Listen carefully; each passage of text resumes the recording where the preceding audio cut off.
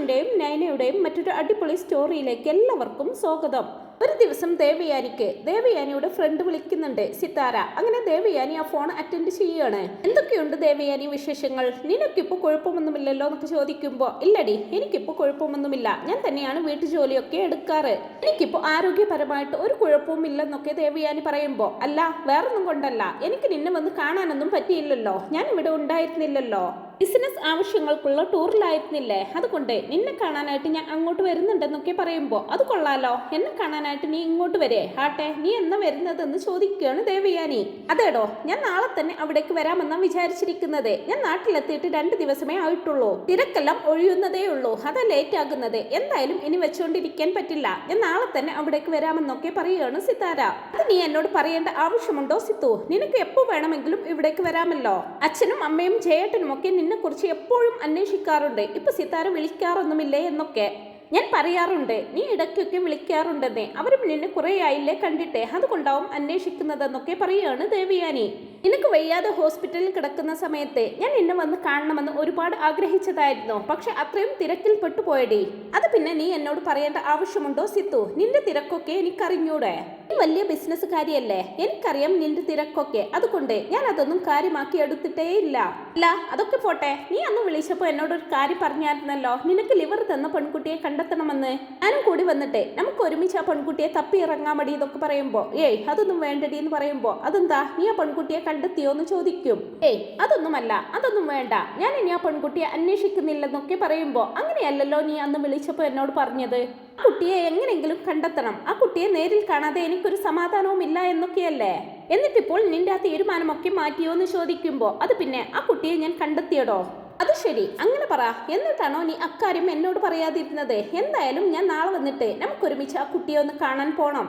എന്റെ ദേവയുടെ ജീവൻ രക്ഷിച്ച ആ കുട്ടിക്ക് എനിക്കും വേണം എന്തെങ്കിലുമൊക്കെ സമ്മാനങ്ങൾ കൊടുക്കാൻ, അത് എന്റെ വലിയൊരു ആഗ്രഹമാണെന്നൊക്കെ പറയുമ്പോൾ, ഏയ് അതിൻ്റെ ഒന്നും ആവശ്യമില്ല സിത്തു, നീ ഇങ്ങോട്ടൊന്ന് വന്നാൽ മതി, ആ കുട്ടിയെ ഞാൻ നിനക്ക് കാണിച്ചു തരാമെന്നൊക്കെ പറയുമ്പോൾ, ദേവയാനി നീ വെറുതെ കളിക്കാൻ നിൽക്കല്ലേ, നീ എന്താ എന്നെ പറ്റിക്കുവാണോ എന്ന് ചോദിക്കുമ്പോൾ, അല്ല നീ ഇങ്ങോട്ട് വാ, ആ കുട്ടി ഇവിടെ ഞങ്ങളുടെ വീട്ടിൽ തന്നെയുണ്ട്.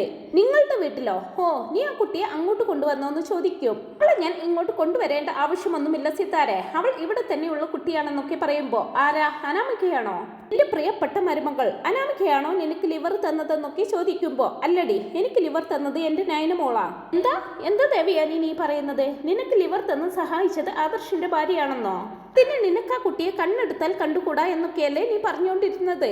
ആ കുട്ടിയുടെ സ്വഭാവം ശരിയല്ലെന്നൊക്കെ നീ പലതവണ എന്നോട് പറഞ്ഞിട്ടുണ്ടല്ലോ, പിന്നെ എങ്ങനെ ഇത് സംഭവിച്ചെന്നൊക്കെ ചോദിക്കുന്നുണ്ട് സിത്താര. അങ്ങനെയൊന്നുമല്ല, എനിക്ക് തെറ്റുപറ്റി പോയടോ, അതൊക്കെ എന്റെ വെറും തെറ്റിദ്ധാരണ മാത്രമായിരുന്നു. സത്യാണ്, ആ കുട്ടി തന്നെയാണ് എനിക്ക് ലിവർ തന്നത്. ലിവർ മാത്രമല്ല, ബ്ലഡ് തന്ന് സഹായിച്ചതും എനിക്ക് വേണ്ടി പ്രാർത്ഥിച്ചതെല്ലാം ആ കുട്ടി തന്നെയാണ്. പറഞ്ഞതൊക്കെ ശരിയാ, ആദർശിന്റെ ഭാര്യയെ എനിക്ക് കണ്ണെടുത്താൽ കണ്ടുകൂടായിരുന്നു, പക്ഷെ എന്റെ മരുമകൾ എന്നെ സ്നേഹം കൊണ്ട് തോൽപ്പിച്ചു കളഞ്ഞു, അവളുടെ മുമ്പിൽ ഞാൻ തോറ്റുപോയി സിത്തു എന്നൊക്കെ പറയുകയാണ് ദേവയാനി. അപ്പോൾ അമ്മായിയമ്മയും മരുമകളും ഇപ്പൊ നല്ല സ്നേഹത്തിൽ ആയിരിക്കുമല്ലേ? ഇത് കാണാൻ തന്നെയായിരുന്നു എനിക്കും ആഗ്രഹം. ആ കുട്ടിയെ ഞാൻ ഒരു തവണയെ കണ്ടിട്ടുള്ളൂ എങ്കിലും ആ കുട്ടിയെ കണ്ടപ്പോൾ തന്നെ എനിക്കറിയാമായിരുന്നു ആ കുട്ടി ഒരു പാവമാണെന്ന്. പിന്നെ നിന്നോട് തർക്കിച്ച് ജയിക്കാൻ ആർക്കും പറ്റില്ലല്ലോ, നീ അന്നൊക്കെ പറഞ്ഞിരുന്നത് അവൾ ശരിയല്ലെന്നായിരുന്നില്ലേ? ഞാൻ അന്നേ നിന്നെ പറഞ്ഞു തിരുത്താൻ ശ്രമിച്ചതാ, പക്ഷെ നീ അതൊന്നും കേൾക്കാൻ പോലും കൂട്ടാക്കിയില്ല. ഇപ്പൊ ആ കുട്ടിയുടെ നന്മ ബോധ്യപ്പെട്ടപ്പോൾ നിനക്ക് തന്നെ എല്ലാം മനസ്സിലായില്ലേ ദേവയാനി എന്നൊക്കെ പറഞ്ഞു കൊടുക്കുകയാണ് സിത്താര. അതെ സിത്താരെ, ഞാൻ എല്ലാം മനസ്സിലാക്കാൻ കുറച്ച് സമയമെടുത്തു, പക്ഷെ അവളുടെ അടുത്ത് ഞാൻ ഇതുവരെ പറഞ്ഞിട്ടില്ല ഞാൻ എല്ലാ കാര്യവും മനസ്സിലാക്കിയ കാര്യം. അവളോടൊന്നല്ല, ആരോടും പറഞ്ഞിട്ടില്ല. ആദർശും ജയേട്ടനും ഒക്കെ എന്നെ കുറെ പറ്റിച്ചതല്ലേ, അതുകൊണ്ട് കുറച്ചു നാൾ ഇതിങ്ങനെ പോട്ടെ എന്ന് കരുതി എന്നൊക്കെ പറയുമ്പോൾ, അങ്ങനെയാണോ? എന്തായാലും കൊള്ളാമെന്ന് പറയുന്നുണ്ട് സിത്താര. എന്തായാലും ദേവയാനി, ഇനി ഞാനൊരു കാര്യം പറഞ്ഞേക്കാം, ഇത്രത്തോളം ആയ സ്ഥിതിക്ക് ഇനി ഒരിക്കലും നീ ആ കുട്ടിയെ സങ്കടപ്പെടുത്തരുത്. ഏയ് ഇല്ല സിത്താരെ, ഇനി ഒരിക്കലും എനിക്ക് അവളെ സങ്കടപ്പെടുത്താനോ വിഷമിപ്പിക്കാനോ പറ്റില്ല. ഞാനിപ്പോ അവൾക്ക് എന്റെ മോളുടെ സ്ഥാനമാണ് കൊടുത്തിരിക്കുന്നത്. എന്റെ മോൾക്ക് വേണ്ടിയിട്ടാണ് ഞാനിപ്പോ ജീവിക്കുന്നത് തന്നെ. അവൾക്ക് വേണ്ടിയിട്ട് ഓരോ ദിവസം ഞാൻ ഓരോരോ വിഭവങ്ങളൊക്കെ ഉണ്ടാക്കി കൊടുക്കും. ഇപ്പൊ അടുക്കള ഭരണം മുഴുവൻ ഞാനായി ഏറ്റെടുത്തിരിക്കുന്നതെന്നൊക്കെ പറയുമ്പോ, ആഹാ, അപ്പൊ മരുമകളെ ദേഷ്യപ്പെട്ട് സ്നേഹിക്കുകയാണല്ലേ? ആ, അങ്ങനെയും പറയാം. എന്തായാലും നീ നാളെ ഇങ്ങോട്ട് വരുമെന്നല്ലേ പറഞ്ഞത്? നിനക്ക് നേരിട്ട് നയനയെ കണ്ട് സംസാരിക്കാമല്ലോ. പിന്നെ ഒരു കാര്യം, നിന്റെ വായിൽ നിന്ന് ഇക്കാര്യം ആരും അറിയരുത്, ഞാൻ സത്യമെല്ലാം അറിഞ്ഞെന്ന്. ഏയ് ഇല്ലടോ, ഞാൻ ആരോടും പറയാനൊന്നും പോകുന്നില്ല. നിന്റെ ഒളിച്ചു കളി ഞാനായിട്ട് പൊളിക്കുന്നൊന്നുമില്ല. എന്നാൽ ശരി, നമുക്ക് നാളെ നേരിട്ട് കാണാമെന്നും പറഞ്ഞുകൊണ്ട് ഫോൺ കട്ട് ചെയ്യുകയാണ് സിത്താര. അങ്ങനെ ഒരുപാട് നാളുകൾക്ക് ശേഷം കൂട്ടുകാരിയെ കാണാമെന്നുള്ള സന്തോഷത്തോടു കൂടി ഫോൺ കട്ട് ചെയ്യുകയാണ് അവർ രണ്ടുപേരും. പിന്നീട് കാണിക്കുന്നത് ആദർശും നയനയും ഓഫീസിൽ നിന്നും വരാൻ വൈകുന്നത് കണ്ട് ടെൻഷനോടെ ഇങ്ങനെ നിൽക്കുകയാണ് ദേവയാനി. നയന മോളെ ഇന്ന് കണ്ടില്ലല്ലോ, അവളെ കാണാഞ്ഞിട്ട് ഒരു സുഖവുമില്ല, മനസ്സിനെന്തോ ഒരു ചെറിയ പേടി പോലെ. ഓഫീസിലേക്കൊന്നും അവളെ പറഞ്ഞു വിടണ്ടായിരുന്നു. അവളെ കാണാതിരിക്കുമ്പോൾ എനിക്ക് എന്തോ പോലെ തോന്നുന്നുണ്ടെന്നെല്ലാം മനസ്സിൽ പറഞ്ഞുകൊണ്ടിരിക്കുകയാണ് ദേവയാനി. അങ്ങനെ കുറച്ചു നേരം കാത്തിരിക്കുമ്പോൾ ആദർശും നയനയും വീട്ടിലെത്തുന്നുണ്ട്. എന്താ നിങ്ങൾ ഇത്രയും വൈകിയത്? നിങ്ങൾ എവിടെ പോയതായിരുന്നോ? കറങ്ങാനോ മറ്റോ പോയിരുന്നോ? അല്ലമ്മേ, ഇന്ന് കുറച്ച് അർജന്റ് വർക്ക് ഉണ്ടായിരുന്നു, അതുകൊണ്ടാ വൈകിയത്. നയനയ്ക്ക് കുറച്ച് ഡിസൈനുകൾ ചെയ്തു തീർക്കാനുണ്ടായിരുന്നെന്നൊക്കെ പറയുമ്പോൾ അങ്ങനെയാണെങ്കിൽ തന്നെ അതൊന്ന് വിളിച്ചു പറഞ്ഞൂടെ? എത്ര തവണ നിന്റെ ഫോണിലേക്ക് വിളിച്ചു, റിംഗ് ചെയ്യുന്ന പോലുമില്ലെന്നൊക്കെ പറയുമ്പോൾ അത് പിന്നെ അമ്മേ, ഇന്ന് രാവിലെ മുതൽ നെറ്റ്വർക്കിന്റെ പ്രോബ്ലം ഉണ്ട്, അതുകൊണ്ടായിരിക്കും അമ്മയെന്നൊക്കെ പറയുമ്പോൾ എന്തായാലും ഞാൻ ആകെ ടെൻഷൻ അടിച്ചു പോയി. മറ്റുള്ളവരുടെ കാര്യമൊന്നും എനിക്കറിയണ്ട, പക്ഷെ നീ സമയത്ത് വീട്ടിലെത്തിക്കോണം. അമ്മ എന്തിനാ ഇങ്ങനെ പേടിക്കുന്നത്? ഞാനും ഇവളും എന്താ കൊച്ചുകുട്ടിയാണോ എന്ന് ചോദിക്കുമ്പോൾ പിന്നെ പേടിക്കാതെ, രണ്ടുപേരും ഓഫീസിൽ നിന്ന് വരുന്നത് വരെ എൻ്റെ ഉള്ളിൽ തീയാണ്, നിനക്കതൊന്നും പറഞ്ഞാൽ മനസ്സിലാവില്ല. അത് കാണുന്ന നയന അത്ഭുതത്തോടെ ആദർശിന്റെ മുഖത്തേക്ക് ഇങ്ങനെ നോക്കുകയാണ്. അത് കണ്ട് ദേവയാനി, ഞാൻ നിന്നെ കുറിച്ച് പറഞ്ഞതൊന്നുമല്ല, ഞാൻ എൻ്റെ മോനെ ഉദ്ദേശിച്ച് പറഞ്ഞതാ. എന്തായാലും രണ്ടാളും വന്ന് ചായ കുടിക്കുന്നൊക്കെ പറയുമ്പോൾ അമ്മേ, ഞാനൊന്ന് ഫ്രഷ് ആയിട്ട് വരാം.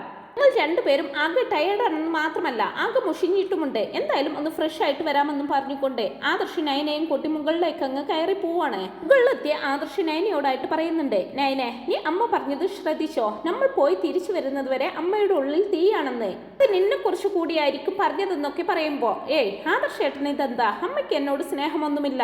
ആദർശേട്ടനോടുള്ള സ്നേഹം അമ്മ കാണിക്കുന്നത് അല്ലാതെ എന്നോടുള്ള സ്നേഹമൊന്നുമല്ല. അതൊന്നും പറയാൻ പറ്റില്ല നയനെ. അമ്മ നിന്നോടുള്ള സ്നേഹം കൊണ്ടല്ലേ നിന്നെ ഓഫീസിലേക്കൊക്കെ വിട്ടത്. അങ്ങനെയൊക്കെ നോക്കുമ്പോൾ അമ്മയ്ക്ക് നിന്നോട് സ്നേഹമുണ്ടെന്നാ എനിക്ക് തോന്നുന്നതെന്നൊക്കെ ആദർശ് പറയുമ്പോ ആയിക്കോട്ടെ ആദർശേട്ടാ, അങ്ങനെയാണെങ്കിൽ ഒത്തിരി സന്തോഷം, അല്ലാതെ ഞാനിപ്പോ എന്ത് പറയാനാണെന്ന് പറയുകയാണ് നയന. എന്തായാലും നീ വേഗം ഫ്രഷ് ആവ്, അമ്മ ചായ ഉണ്ടാക്കി വെച്ചിട്ടുണ്ടാവും, അത് പോയി കുടിക്കാമെന്നും പറഞ്ഞുകൊണ്ട് നയനയും ആദർശും വേഗം ഫ്രഷ് ആയിട്ട് താഴേക്ക് പോകുന്നുണ്ട്.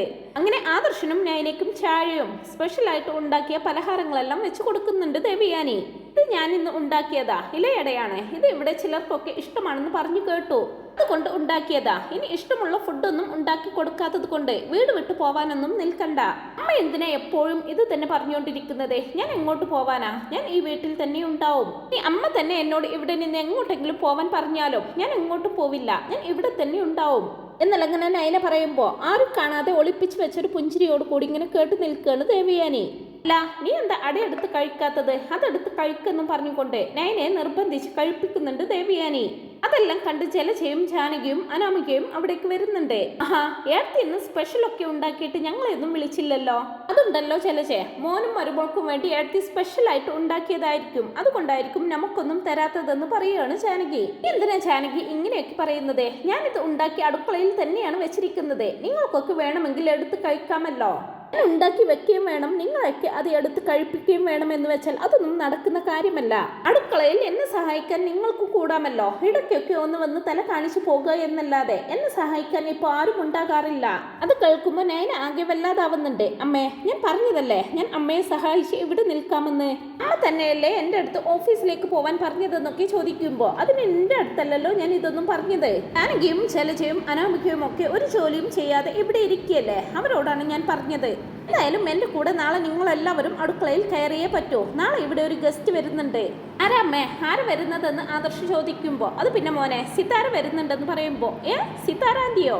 അത്ഭുതമായിരിക്കുന്നല്ലോ, കുറെ ആയി ആൻറ്റിയെ കണ്ടിട്ടെന്നൊക്കെ ആദർശ് പറയുമ്പോൾ അത് ഏതാ ഇപ്പൊ പുതിയ അവതാരമെന്നിങ്ങനെ ചിന്തിക്കുകയാണ് അനാമിക.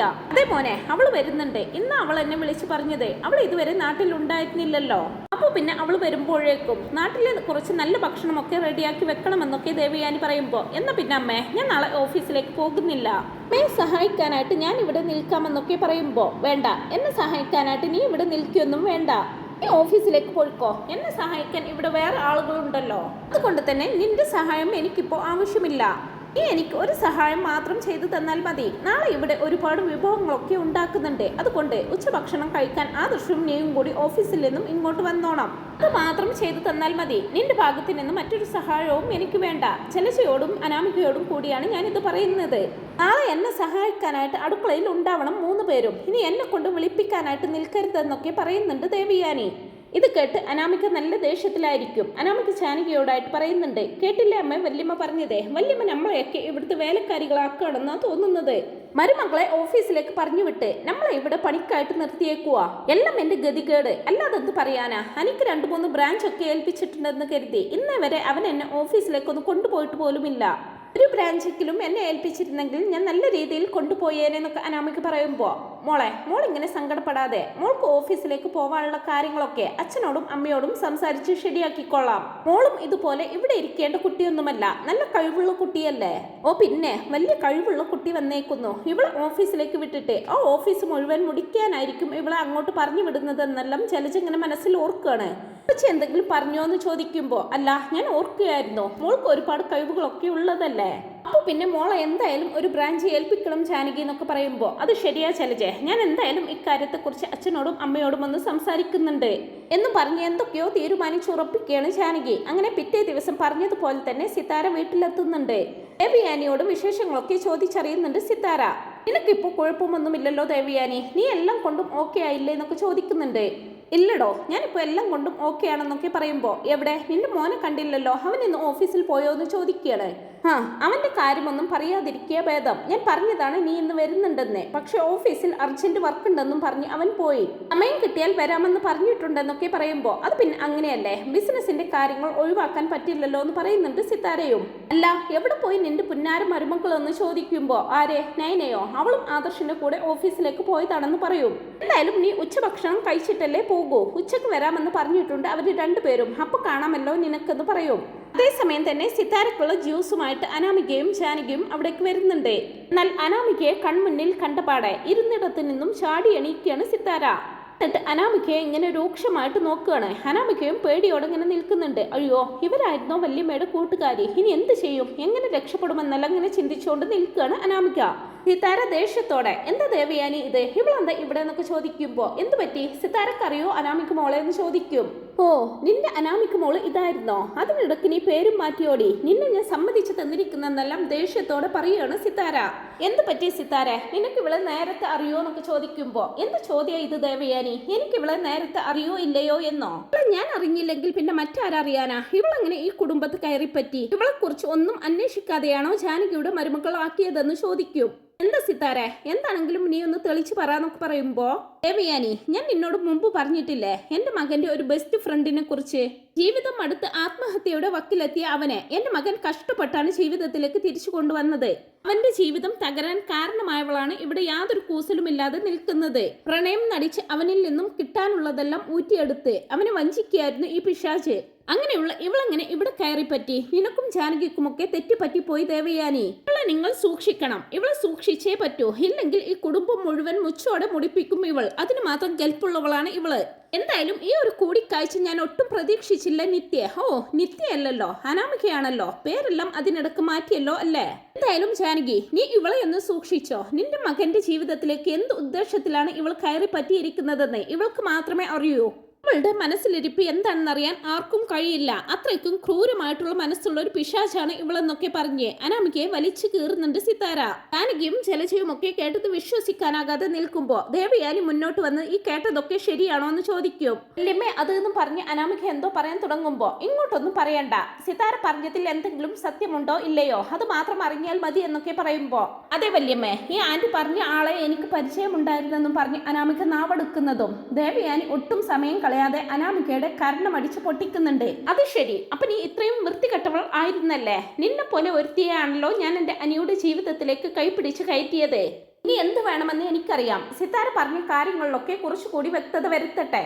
ചെറുപ്പക്കാരന്റെ ജീവിതം തകർന്നതുപോലെ എന്റെ അനിയുടെ ജീവിതം തകരാൻ ഞാൻ അനുവദിക്കില്ല. നീ എന്ത് വേണമെന്ന് എനിക്കറിയാം. അനിയുടെ ജീവിതത്തിൽ നിന്നും നിന്നെ തുടച്ചു മാറ്റിയിട്ട് ഈ ദേവയാനിക്കിനി വിശ്രമമുള്ളൂ എന്നൊക്കെ പറഞ്ഞ് അനാമികയോട് പൊട്ടിത്തെറിക്കുകയാണ് ദേവയാനി. അനാമികയാണെങ്കിൽ ഇനി രക്ഷയില്ലല്ലോ എന്നൊക്കെ ഓർത്ത് നിന്ന നിൽപ്പിൽ ഒരുക്കി പോകുന്നുണ്ട്. അങ്ങനെ വളരെ ത്രില്ലിങ്ങും രസകരവുമായിട്ടുള്ള മുഹൂർത്തങ്ങളൊക്കെയാണ് വരാനായിട്ട് പോകുന്നത്. അതിനായിട്ട് നമുക്ക് കാത്തിരിക്കാം. അപ്പോൾ ഈ ഒരു റിവ്യൂ നിങ്ങൾക്ക് ഇഷ്ടപ്പെട്ടെങ്കിൽ വീഡിയോ ഒന്ന് ലൈക്ക് ചെയ്യാനും ചാനലൊന്ന് സബ്സ്ക്രൈബ് ചെയ്ത് സപ്പോർട്ട് ചെയ്യാനും മറക്കല്ലേ friends. Thanks for watching my video.